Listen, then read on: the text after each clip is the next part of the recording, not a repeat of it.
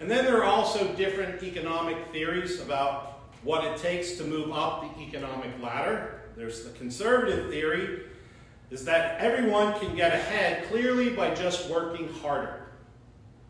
And then there is the liberal idea that if everyone was trained to do anything successfully and they were given the right resources, that they would succeed. But, however, as Dr. Jordan Peterson points out, both are wrong and no one knows what to do about it. Because there are plenty of people who work really hard and don't move forward in life. There are plenty of people who've been given everything and don't utilize those resources. And yet, God at times is blessing us to accept where we are, but do the best we can. And that's why we have the story of Jesus giving out the talents. So some people have the ability to multiply those talents, and others do not.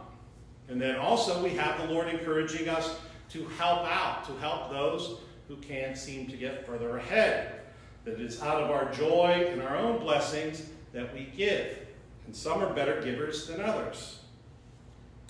And so we also have the statistics that say, in one way or another, that money really can't buy you happiness. But if you're homeless or poor, money can add more stability, which helps you to live a better life. And research says there's little difference in happiness between someone who makes $50,000 a year and $5 million. Do you believe that? Happiness, yeah. Yeah, happiness. So the pursuit of happiness can get caught up in greed. Greed is usually the problem. And so that money is not based on money or possessions, and it does not equal greater happiness. And that we know that a part of our struggle is that it's not just against what we need in the world, it's also within ourselves. That you can have everything and then still struggle emotionally. Most people struggle in one way or another. Now there is the family systems theory that talks about sometimes within your family of origin, you have a higher function within the people who are in it because they've been able to help one another and they don't spread around the anxiety as much. But it's a little different to try and gauge that all the time. But we do know that the Bible encourages us to work on managing our emotions, and that when people struggle with them, whether it's with anger, depression, sadness, melancholy, fear, or bad moods, they're usually related to their own sufferings and struggles and experiences. However, once again, we believe there's a difference between worldly happiness and the blessings that come from knowing God, no matter what we struggle with.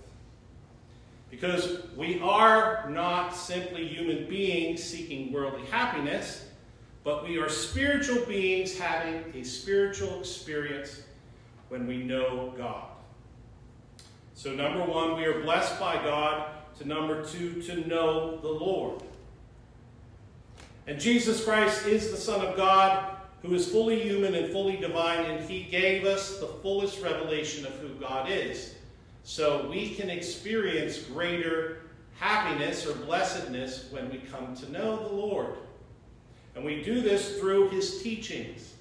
We have the Gospels, in which we are given the words of Jesus.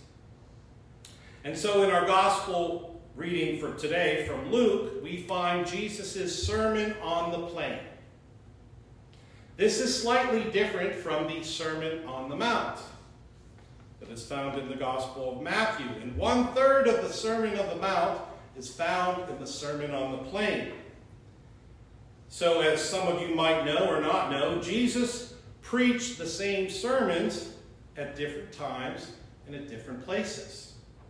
He would repeat them and teach them to different audiences in different towns at different times.